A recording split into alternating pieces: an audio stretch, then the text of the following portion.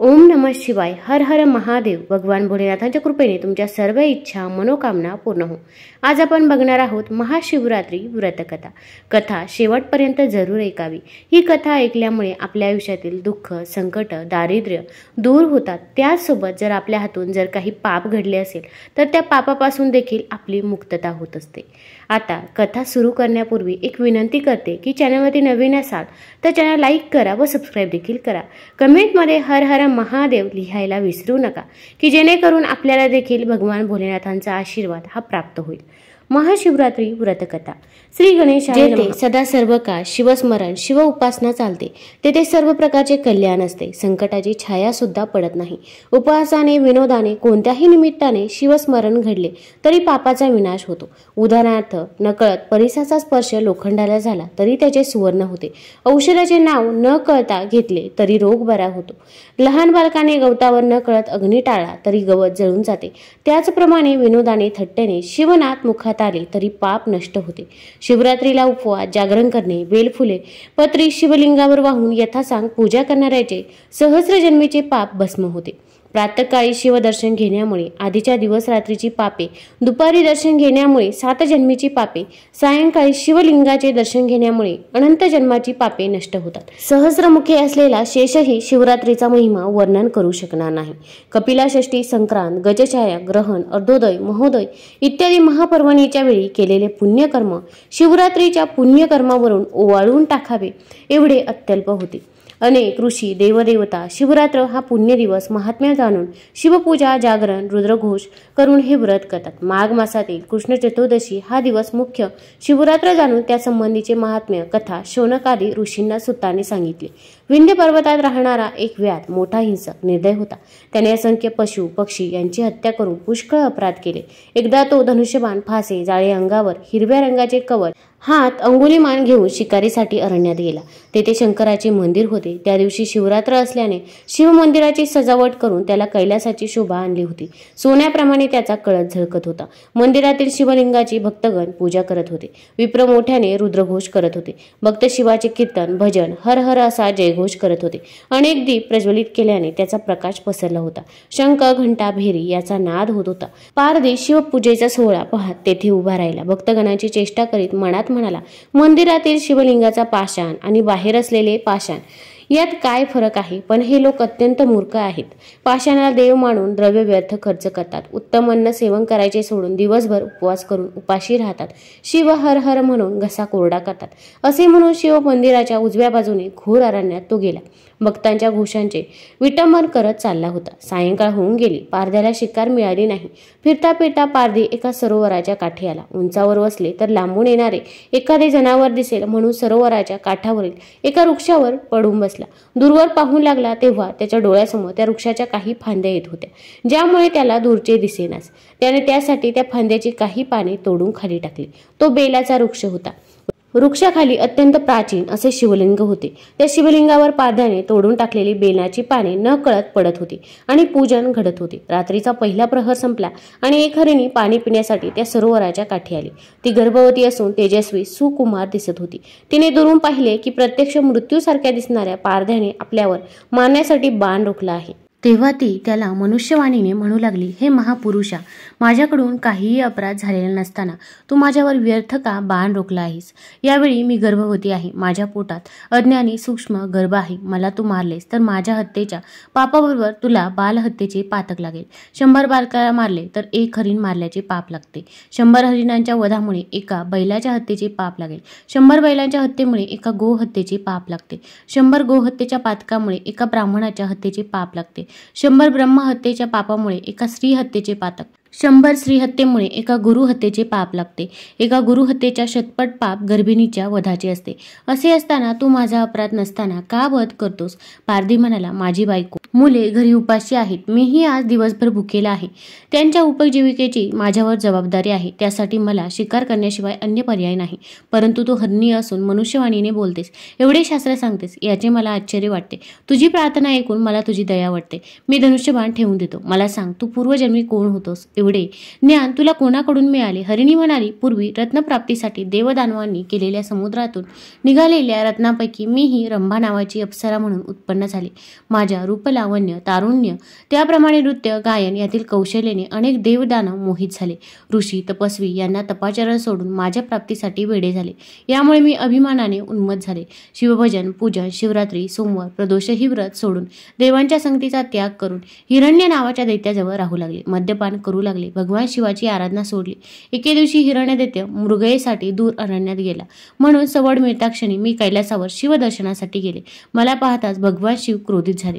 मला शाप देत म्हणाले, तू आणि तुझ्या 2 सख्या मृत्यूलोकात हरिणी होऊन राहाल. हिरण्यदैत्य मृग म्हणून जन्माला येऊन तुमचा पती होईल. भगवान शंकरांची ती शापवाणी ऐकून मी फार दुःखी झाले. मला माझ्या कृतकर्माचा पश्चाताप झाला. नम्रपणे मी शिवाची प्रार्थना केली, हे परमेश्वरा, कृपा मला शाप द्यावा. तेव्हा त्या दयाळू भोळ्या शंकराने शाप दिला की 12 वर्षानंतर तुम्ही सर्वजण मृगाचे शरीर टाकून मुक्ती आणि आपले मूळ रूप प्राप्त कराल. त्यावेळेपासून मी हरिणीचा जन्म घेऊन आपल्या हरिणाबरोबर या वनामध्ये राहत आहे. आता मी गर्भवती असून माझा प्रसूती काळ जवळ आला आहे. मी आपल्या घरी जाऊन प्रसूत होऊन हा गर्भ त्या ठिकाणी ठेवून पुन्हा तुझ्याकडे येते. मग तू माझे प्राण घेतलेस तरी चालेल. हरिणीचे बोलणे ऐकून पारधी म्हणाला, तुझ्या बोलण्यावर मी विश्वास कसा ठेवू? विविध प्रकारे गोड खोटे बोलून जीव वाचवावा हे सर्व प्राण्यांना कळते. तेव्हा तू केलेल्या महापापाचे उच्चारण करू शपथ घे. हरिणी म्हणाली, मी जर खोटे बोलत असेल तर ब्राह्मण कुळात जन्म घेऊन जो मनुष्य वेदशास्त्राचा अभ्यास, स्नान संध्या करीत नाही, सत्य पावित्र यापासून दूर राहतो, त्याचे पाप माझ्या मस्तकी मिळव. त्याप्रमाणे वेदाची विक्री, कृतघ्न, परपीडा करणारा, दानात विघ्न आणणारा, गुरु विष्णू शंकर यांची टिंगल, यतीची निंदा, द्वैत मताचा प्रचार करणारा, मंदिरात पुराण श्रवण वेळी पान खाणारा, स्त्रीसंग करणारा, याचे पाप मला लागो. ती पुढे म्हणाले, नवरा बायकोचा वियोग करणारे, दुसऱ्याची वर्मी काढणारे, विद्या असून शिष्याला न देणारे, जे ब्राह्मण अनुचित दान घेतात, दुसऱ्याच्या गायी चोरणारे, अनुक्रमे नपुंसक, कावळे, पांगळे, रोगी, अल्पायुषी होतात, साधूला प्रजेला छळणारा राजा, साप होतात. व्रत नेम करून ज्या स्त्रिया घरात धान्य असून पतीला उपाशी ठेवतात, कुरूप म्हणून पतीचा त्याग करतात, स्वयंपाक करता करता सर्वांच्या आधी खातात, ज्या स्त्रिया ब्राह्मण पती यांना कडान्न वाढून आपण पक्वान्न खातात, त्या स्त्रिया पुढील जन्मी अनुक्रमे बाल, विधवा, वेश्या, दासी, कुलटा, मांजरी, मांज होतात. स्वामीचा द्रोह करणारे सेवक, मोबदला न देता सेवा करून घेणारे, पती पत्नीची बोलणे चोरून ऐकणारे, जारण मारण करणारे, यतीला उपाशी ठेवणारे, दिव्यातील तेल चुरणारे, ते पुढील जन्मी अनुक्रमे कुत्रा, भिकारी, भूतपिशाच, जन्मभर दुष्काळ पीडित, निपुत्रिक होतात. माता पित्याचा छळ, सासू सासऱ्यांना पीडा देणारे पुढील जन्मी माकड होतात. त्यांचे अपत्य अल्पायुषी होतात. एवढे बोलून ती हरिणी म्हणाली, आतापर्यंतची सांगितलेली सर्व पापे मला लागोत. मी खोटे बोलले तर शिवपूजेचा मी अपहार केला असे होईल. तिचा निर्धार शपथ ऐकून पारध्याच्या मनात विश्वास निर्माण झाला. त्याने तिला घरी जाण्याची अनुमती दिली. हरिणी म्हणाली, तू पुण्यवान होऊन शिवपदी जाशील. पाणी पिऊन हरिणी निघून गेली. पारधी अस्वस्थपणे बेलाचे पाणी तोडून खाली टाकत राहिला. हरिणीकडून शिवमहात्म्याचे निरूपण ऐकले होते. त्याला वारंवार शिवस्मरण होऊ लागले. भक्तांकडून ऐकलेल्या शिवनामाचा घोष मुखातून होऊ लागला. इतक्यात दुसरी हरिणी पाणी पिण्यास आली. पारध्याने धनुष्यबाण सज्ज केले. ते पाहून हरिणी म्हणाली, हे सज्जन मानवा, माझ्यावर दया कर. मी यावेळी कामसक्त असून मला पती भेटीची ओढ लागली आहे. त्याला भेटून माझी इच्छा पूर्ण करून मी येते. पारधी म्हणाला, शपथ घे. हरिणी म्हणाली, मी जर खोटे बोलेन तर विहीर, तळे, सरोवर, देवाचे मंदिर, देवाची मूर्ती भग्न करणारा, गुरु ब्राह्मण, वेदशास्त्र, ग्रंथ, संत, माता पिता, राजा यांची निंदा करणारा, मद्यापी, दुराचारी, रणभूमीतून पळून जाणारा, क्षत्रिय, हरिहर चरित्रे नाकारणारा, व्याभिचारी, स्त्री यांचे पाप माझ्या मस्तकी लागोत. हे सज्जन, सुशील, आज्ञाधारक मुलगा व सून यांचा उगाच छळ करणारा, प्रवाशांची चीजवस्तू चोरणारे, साधूचे सोंग आणणारे, कन्या विक्रय, गाय विक्रय, अभ्रक विक्रय करणारे, ते पुढील जन्मी कृमी, हिस्र, पशु, अत्यंत क्षुद्र, प्रेतावरचे कपडे घालणारे होतात. समाजात बसून खोटी साथ देणारे, 2 लग्ने करून पत्नीमध्ये भेदभाव करणारे, दुसऱ्याचे पाणी पुरवठा बंद करणारा, अनुक्रमे गोची, क्षयी, रोगी होतात. ग्रहणात जेवणारा, गर्भपात करणारी स्त्री, पत्नीला छळणारा, पुढील जन्मे अनुक्रमे महारोगी, वांज, अर्धांगवायू होतो. जो सुतकातील अन्न खातो, ब्राह्मणाचे कर्ज बुडवतो, तो अल्पायुषी, आंधळा होतो. गरीबाचे लग्न मोडतो, एका देवाची भक्ती दुसऱ्याची निंदा करतो. गोवत बैलाला मारणाऱ्याला पुढील जन्मी अनुक्रमे भिकारी, नपुंसक, मूर्ख मुलाचा पिता होतो. हरिणी पुढे म्हणाली, मी पतीला भेटून लवकर येते. हे असत्य घडले तर ही सर्व पापी मला लागोत.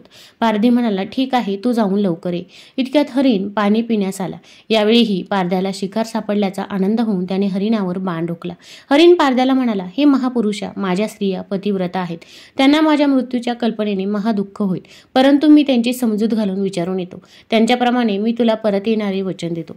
त्याबरोबर शपथ घेतो की मी असत्य भाषण करीन तर हरिकीर्तनात विघ्न करणाऱ्याचे, क्षुद्र असून ब्रह्मकर्म करणाऱ्याचे, तीर्थयात्रेत अडथळा आणणाऱ्याचे पाप माझ्या माथी लागो. शास्त्राधार नसलेल्या क्षुद्र विषयावर कूट काव्य करणारा, महाशिवरात्र एकादशी दिवशी अन्न खाणारा, देवमूर्तीचे अलंकार पूजेची उपकरणे चोरणारा यांना अनुक्रमे पुढील जन्मी पंडुरोग, पोटाशू, संग्रहणीसारखे असाध्य रोग होतात. अंगात सामर्थ्य असूनही गाय, ब्राह्मण यांच्यावरील अत्याचाराचे निवारण करत नाही. मित्रद्रोह, विश्वासघात करतात त्यांना मस्तकशूळ, अंगाचा दाह सारखे असाध्य रोग होतात. शिवकीर्तन ऐकताना जो झोपतो, कीर्तन करणाऱ्याचा उपहास करतो, वादविवाद करतो, त्याचे पाप माझ्या माथी लागो असे म्हणून तो हरिण निघू लागला. पारधी हरिण हरिणीच्या मुखाने होणाऱ्या शिवमहिम्यामुळे भारावून गेला. तो वारंवार शिवनाम जपू लागला. पाने तोडून खाली टाकत राहिला. रात्रीचे 4 प्रहर संपले. शिव जागर झाला. दिवसभराचा उपवास, रात्री शिवमहिमा श्रवण, नामस्मरण पारध्याच्या हातून घडले. अरुणोदय झाला आणि तिसरी हरिणी पाणी पिण्यास आली. आता मात्र हिची शिकार करावी असे त्याच्या मनात आले. त्याने बाण सज्ज केला. तेवढ्यात ती मनुष्यवाणीने बोलू लागली. ती म्हणाली, हे दयाळू मानवा, तू मला मारू नकोस, कारण घरी माझी तान्ही बालके आहेत.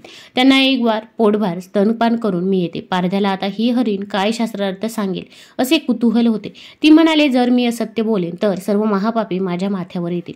हरिणी म्हणाली, गावाला आग लावणारा, गोब्राह्मणांना पाण्याविना वंचित ठेवणारा, प्रियजनांमध्ये कलह लावणारा, पुस्तके रत्ने विकणारा, गर्विष्ठ पुढच्या जन्मी अनुक्रमे क्षयरोगी, आंधळा, मुका, रेडा, ससाना होतो. मृत्यूनंतर यमलोकात त्याला असह्य यातना होऊन शासन करतात. भक्तनिंदा, माता पित्याला ताडण, यतीला विनमुख पाठवणारा कृपण हा पुढल्या जन्मी अनुक्रमे मुखरोगाने त्रस्त सर्प पांगळा होतो. आता पारध्यालाही सर्वांचा विश्वास वाटू लागला. त्याने तिलाही घरी जाऊन बाळांना स्तनपान देऊन येण्याची अनुज्ञा दिली. त्यातील 3 हरिणींपैकी पहिली प्रसूत झाली. दुसरीने पतीची भेट मोठ्या प्रेमाने घेतली. तिसरीने बाळाला पोटभर स्तनपान दिले.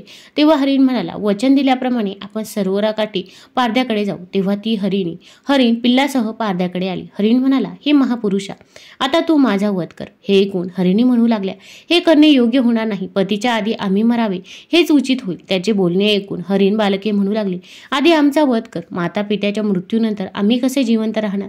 त्यांची एकमेकांसाठी त्याग करण्याची वृत्ती, प्रेम पाहून पारधी चकित झाला. त्याला स्वतःच्या वागण्याची लाज वाटू लागली. झाडावरून उतरून त्याने हरिणाचे पाय धरले व म्हणाला, तुमच्या मुखातून मनुष्याच्या आदर्श जीवनाचे मार्गदर्शक निरूपण झाले. मी पापमुक्त झालो. असे म्हणून त्याने धनुष्यबाण, इतर प्राणघातक शस्त्रे टाकून दिली. सद्गतीत होऊन त्याने सर्वांची क्षमा मागितली. मला आत्मज्ञान प्राप्त करून देणारे आपण माझे गुरु आहात. आता मला या खोट्या संसाराचा मोह नाही. शिवपदी विलीन होण्याची माझ्या अंतकरणाला ओढ लागली आहे असे पारधी म्हणत आहे. तोच आकाशातून एक दिव्य विमान आले. त्यामध्ये पंचवदन, दशमुख, व्याघ्रांबर नसलेले तेजपूज शिवगण बसले होते. शिवगण शिवमहिमा गात होते. किन्नर स्वर्गीय दिव्य नादमधुर वाद्य वाजवित होते. विद्याधर शिवस्तुती गात होते. देवगण आकाशातून पुष्पवृष्टी करत होते. त्या क्षणी हरिणाचे शरीर मानवी झाले. त्यांना नमस्कार करताना पारध्याचे शरीर शिवगणाप्रमाणे दिसू लागले. शिवगणांनी त्याला प्रार्थना केली. विमानात घेतले. हरिणांनी मानवी देहाने विमानात प्रवेश केला. देव पारध्याच्या भक्तिभावाची स्तुती करू लागले. पारधी त्याच्या इच्छेप्रमाणे शिवपदी विलीन झाला. मृगांना म्हणजेच हरिणाला तारामंडळात स्थान मिळाले. भगवान व्यासाने लिंग पुराणात जे वर्णन केले आहे त्याचे मी प्राकृतात वर्णन केले आहे. हे शिवरात्री व्रत श्रवणाने पाठनाने पातके नष्ट होऊन जीवन कृतार्थ होईल. तुम्हाला जर महाशिवरात्रीची व्रतकथा आवडली असेल तर मित्रमैत्रिणींसोबत जरूर शेअर करा. चॅनलला लाईक करा, सबस्क्राईब करा. कमेंटमध्ये हर हर महादेव जरूर लिहा. धन्यवाद.